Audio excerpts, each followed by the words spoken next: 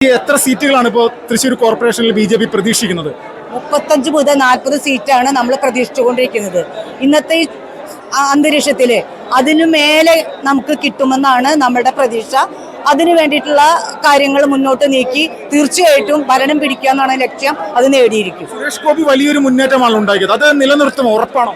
സുരേഷ് ഗോപി പറഞ്ഞ കാര്യങ്ങൾ ഒന്നൊന്നായി പാലിച്ചുകൊണ്ടിരിക്കുകയാണ്.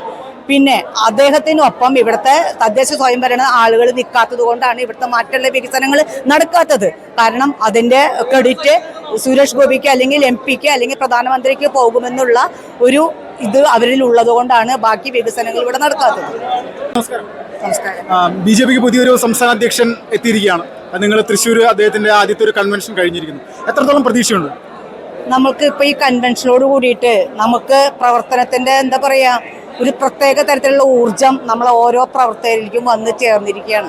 കാരണം ചിട്ടയായിട്ടാണ് ഓരോ ബൂത്തിലും പ്രവർത്തകരെ സജീവമാക്കിക്കൊണ്ട്, അതും സംസ്ഥാന അധ്യക്ഷൻ നേരിട്ട് നമ്മൾ ഓരോ ബൂത്ത് പ്രസിഡന്റിനെ വരെ പഠിച്ചുകൊണ്ട് എന്തുമാത്രം പ്രവർത്തനം കാഴ്ചവെക്കുന്ന വ്യക്തികളാണെന്ന് മനസ്സിലാക്കിക്കൊണ്ട് സംസ്ഥാന അധ്യക്ഷൻ തുടർന്ന് ഈ എല്ലാ മാസവും നമ്മുടെ ജില്ലയിലേക്ക് വരുമെന്നുള്ള അദ്ദേഹത്തിൻ്റെ വാക്കുകളെല്ലാം കൂടി കേട്ടതോടുകൂടി നമ്മളെല്ലാവരും തന്നെ ഇലക്ഷനെ നേരിടാൻ തയ്യാറെടുത്തുകൊണ്ടിരിക്കുകയാണ്.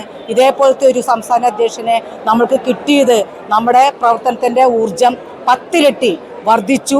ഇനി ഇവിടുന്ന് അദ്ദേഹം പറഞ്ഞ പോലെ ആ നിസാര ദിവസങ്ങൾ നമ്മൾക്ക് ആർക്കും തന്നെ, അദ്ദേഹം റെസ്റ്റ് ഇല്ലാതെ കണ്ടാണ് പ്രവർത്തിക്കുന്നത്, ആ കാഴ്ചപ്പാട് ഇനി നമ്മളിലും ഉൾക്കൊണ്ടുകൊണ്ട് നമ്മളും കർമ്മനിരതരായിക്കൊണ്ട് ഇലക്ഷനെ നേരിടാൻ തയ്യാറെടുത്തുകൊണ്ടിരിക്കുകയാണ്.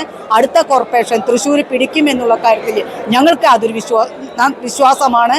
ഇതേപോലത്തെയുള്ള നേതാക്കന്മാർ നമ്മുടെ ഒപ്പമുണ്ടെങ്കിൽ സാധാ പ്രവർത്തകനും പോലും പ്രവർത്തിക്കാതെ ഇരിക്കുന്ന പ്രവർത്തകർ വരെ മുന്നോട്ട് വന്ന് പാർട്ടിയുടെ വികസനത്തിന് വേണ്ടി അല്ലെങ്കിൽ വിജയത്തിന് വേണ്ടി പ്രവർത്തിക്കും എന്നുള്ളത് ഈ കൺവെൻഷനിലൂടെ ഞങ്ങൾക്ക് ഉറപ്പാക്കാൻ കഴിഞ്ഞിട്ടുണ്ട്. തൃശ്ശൂർ കോർപ്പറേഷനിൽ ബി.ജെ.പിയുടെ വിജയ സാധ്യത എത്രത്തോളം ഉണ്ട് ഇത്തവണത്തെ വിജയസാധ്യത എന്ന് പറഞ്ഞാൽ ഇന്നത്തെ കൺവെൻഷനിലത്തെ ചിട്ടയായ പ്രവർത്തനം കാഴ്ചവെക്കുകയാണെങ്കിൽ തീർച്ചയായും ഈ വരുന്ന കോർപ്പറേഷൻ ഇലക്ഷൻ നമ്മൾ ജയിച്ചിരിക്കും. നമ്മൾക്ക് അവിടെ ഒരു മേയർ ഉണ്ടായിരിക്കും എന്നുള്ള കാര്യം 100%. അതായത് സുരേഷ് ഗോപി വിജയിക്കുമെന്ന് നമ്മുടെ ഓരോ പ്രവർത്തകരും അച്ചിട്ട പോലെ പറഞ്ഞപ്പോൾ നമ്മളെ കളിയാക്കിയവർക്ക് ഒരു തിരിച്ചടിയായിരിക്കും ഈ ഇലക്ഷനിൽ ഞങ്ങൾ കൊടുക്കുക. കാരണം കോർപ്പറേഷൻ ബി.ജെ.പി ഭരിച്ചിരിക്കും. അതിന് ഓരോ പ്രവർത്തകരും സജ്ജമായി കഴിഞ്ഞു. ഇനി ഇവിടെ നിന്നുള്ള ദിവസം ഇലക്ഷൻ വന്ന് മേയറെ പ്രഖ്യാപിക്കുന്നവർക്ക് നമ്മൾക്കാർക്കും തന്നെ റെസ്റ്റില്ല. പാർട്ടി പറയുന്ന അതേ പ്രവർത്തനം കാഴ്ചവെച്ച് മുന്നോട്ട് പോകാൻ തയ്യാറായിട്ടാണ് ഓരോ പ്രവർത്തകരും ഈ കൺവെൻഷൻ കഴിഞ്ഞിട്ട് പോയിക്കൊണ്ടിരിക്കുന്നത്. പാർലമെന്റ് ഇലക്ഷനിൽ പോലെയല്ലോ, വ്യത്യസ്തമായിട്ടുള്ള ഒരു തെരഞ്ഞെടുപ്പാണല്ലോ ത്രിതല പഞ്ചായത്ത് ഇലക്ഷൻ. അപ്പോൾ തൃശ്ശൂർ കോർപ്പറേഷൻ ഇത്രയും പ്രതീക്ഷ പറയാനുള്ള കാരണം എന്താണ്? തൃശ്ശൂർ കോർപ്പറേഷൻ പ്രതീക്ഷ പറയാൻ കാരണം എന്ന് വെച്ചിട്ടുണ്ടെങ്കിൽ ഇവിടെ ഇപ്പോൾ ബൂത്ത് തലത്തിൽ തൊട്ട് നമ്മൾ ബൂത്ത് പ്രസിഡന്റ്, അതേപോലെ തന്നെ അതിലെ കമ്മിറ്റി അംഗങ്ങൾ, അതേപോലെ തന്നെ ആര് ഇലക്ഷൻ നിൽക്കണം എന്നുള്ള കാര്യത്തിൽ നമ്മൾ തമ്മിൽ തന്നെ ഒരു ഐക്യത്തിലോടുകൂടെ ഇപ്പോൾ തന്നെ പ്രഖ്യാപിച്ച് ആ വ്യക്തിയെ നമ്മൾ അതാത് ഡിവിഷനുകളിൽ ഇറക്കിക്കൊണ്ടും പിന്നെ പ്രധാനമന്ത്രിയുടെ പദ്ധതികൾ നമ്മൾ ജനങ്ങൾക്ക് മനസ്സിലാക്കിക്കൊണ്ടും അത് നേടാത്തതായിട്ടുള്ള ഒരാളും തന്നെ ഇന്ന് ഒരു ബൂത്തിലുമില്ല. അപ്പോൾ അതുമാത്രം മതി നമ്മൾക്ക് വിജയം കൈവരിക്കാനുള്ള ഏക ഇത്, അതുമാത്രം മതി. ഇടതുപക്ഷത്തിന്റെ ഭരണത്തിൽ ഇപ്പോഴത്തെ ഒരു സാഹചര്യത്തിൽ തൃശ്ശൂർ കോർപ്പറേഷനിലെ ജനങ്ങൾ അതിൽ സന്തുഷ്ടരാണോ? ഈ ഇടതുപക്ഷത്തിന്റെ കോർപ്പറേഷൻ ഭരണത്തിൽ തൃശ്ശൂരിലുള്ള ഒരു ജനങ്ങളും സംതൃപ്തരല്ല. കാരണം വെള്ളമായാലും കുടിവെള്ളം, ഇപ്പം പ്രധാനമന്ത്രി കൊടുത്തിട്ടുള്ള കുടിവെള്ളത്തിൻ്റെ കാര്യം പോലും എല്ലാ വീടുകൾക്കും എത്തിക്കാൻ അവർക്ക് പറ്റിയിട്ടില്ല. അവർ കാശ് അടിച്ചു മാറ്റിക്കൊണ്ടിരിക്കുകയാണ്. പല വീടുകളിൽ നിന്നും അവർ ഓരോ ഫണ്ട് എന്നൊക്കെ പറഞ്ഞ് വാങ്ങിച്ചുകൊണ്ടിരിക്കുകയാണ്. സൗജന്യമാണ് കുടിവെള്ളവും കറണ്ടും സൗജന്യമാണ് പ്രധാനമന്ത്രി വാഗ്ദാനം ചെയ്തിരിക്കുന്നത്. പക്ഷേ ഇവരിലൂടെ വരുമ്പോൾ അതിൻ്റെ രൂപം മാറിക്കൊണ്ടിരിക്കുകയാണ്. റോഡെല്ലാം പൊട്ടിപ്പൊളിഞ്ഞ് കിടക്കുകയാണ്. പിന്നെ തൃശ്ശൂർ ടൗൺ ഒക്കെ കുത്തിപ്പൊളിച്ചിട്ടിട്ട് ഇപ്പോൾ തൃശ്ശൂർ പൂരം വരികയാണ്. ജനങ്ങളാകെ വ്യാകുലരാണ്. കാരണം എന്താ വെച്ചിട്ടുണ്ടെങ്കിൽ എല്ലാ ഭാഗവും തുരപ്പം മാന്തിയ പോലെ അവിടെ ഇവിടെയൊക്കെ കുടി വെച്ചിട്ടിരിക്കുകയാണ്. ഇതിൽ നിന്ന് എങ്ങനെയാണ് നമ്മൾ തൃശ്ശൂർ പൂരം ആഘോഷിക്കുക? ഒരു റോഡിൽ കൂടെ പോലും വാഹനങ്ങൾ പോകാൻ പറ്റില്ല. ഒരു ഷോർട്ട് കട്ട് ഉണ്ടെങ്കിൽ അവിടെയും കുത്തിപ്പൊളിച്ചിരിക്കുകയാണ്. അങ്ങനെ ജനങ്ങളെ ദുരിതമാക്കിക്കൊണ്ടാണ് ഈ കോർപ്പറേഷൻ ഭരണം നടന്നുകൊണ്ടിരിക്കുന്നത്. എത്ര സീറ്റുകൾ വരെ ലഭിക്കുമെന്നാണ് പ്രതീക്ഷിക്കുന്നത്? നമസ്കാരം. തൃശ്ശൂർ കോർപ്പറേഷൻ പിടിക്കാനുള്ള തയ്യാറെടുപ്പുകൾ തുടങ്ങിയോ? തീർച്ചയായിട്ടും ഇന്ന് അതിന്റെ കാഹളം മുഴങ്ങിയിരിക്കുകയാണ്. ഇനി ഈ അടുത്ത തെരഞ്ഞെടുപ്പ് കഴിയുന്നവരെ തൃശ്ശൂർ ജില്ലയിലെ ഇന്ന് മാത്രമല്ല ഈ സംസ്ഥാനത്തെ മുഴുവൻ ഭാരതീയ ജനതാ പാർട്ടിയുടെ മുന്നണി പോരാളികൾക്ക്, പ്രവർത്തകർക്ക് എല്ലാം വിശ്രമമില്ലാത്ത രാപകലുകളാണ്. ഇപ്പോൾ രാജീവ് ചന്ദ്രശേഖർ സംസാരിച്ചതുപോലെ തൃശ്ശൂർ കോർപ്പറേഷൻ അടക്കം പിടിച്ചെടുക്കുക എന്നുള്ള ഒരു വലിയ ദൗത്യം അത് നേടിയെടുക്കാനായിട്ട് ഇപ്പോഴത്തെ ഒരു സാഹചര്യത്തിൽ സാധിക്കുമെന്നുള്ള പ്രതീക്ഷയുണ്ടോ?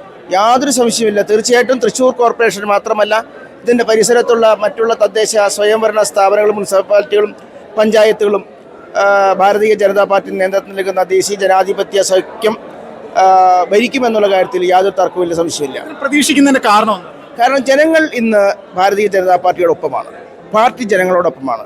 വികസനത്തിൻ്റെ കാഴ്ചപ്പാടുകൾ പാർട്ടിക്കുണ്ട്. ആ വികസനം വേണമെന്ന് ജനങ്ങളും ആഗ്രഹിക്കുന്നു.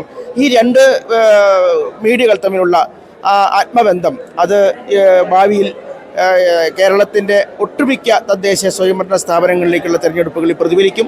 അത് ഭാരതീയ ജനതാ പാർട്ടി നേതൃത്വം നൽകുന്ന ദേശീയ ജനാധിപത്യ സഖ്യത്തിന് വളരെയേറെ ഗുണം ചെയ്യുമെന്നാണ് ഞാൻ വിശ്വസിക്കുന്നത്. ഇപ്പോൾ തൃശ്ശൂർ പൂരം വരികയാണല്ലോ. കഴിഞ്ഞ വട്ടത്തെ പോലെ എന്തെങ്കിലും തരത്തിലുള്ള പ്രശ്നങ്ങൾ ഉണ്ടാക്കാനുള്ള സാധ്യത ആരുടെയെങ്കിലും ഭാഗത്തുണ്ട് എന്നുള്ളൊരു സൂചന നിങ്ങൾക്ക് ലഭിച്ചിട്ടുണ്ടോ? തൃശ്ശൂർ പൂരം കഴിഞ്ഞ പ്രാവശ്യത്തെ പോലെ തന്നെ ഈ പ്രാവശ്യവും ഇതിനെ എങ്ങനെയെങ്കിലും അതിൻ്റെ പകിട്ട് കുറയ്ക്കുന്നതിന് വേണ്ടി, അതല്ലെങ്കിൽ മറ്റൊരു തലത്തിൽ ഇതിനെ അതിൻ്റെ നല്ല നടത്തിപ്പിന് ഭംഗം രീതിയിൽ വരുന്നുള്ള പ്രവർത്തനങ്ങൾ അണിയറയിൽ നടന്നിരിക്കൊണ്ടാണ് മനസ്സിലാക്കുന്നത്.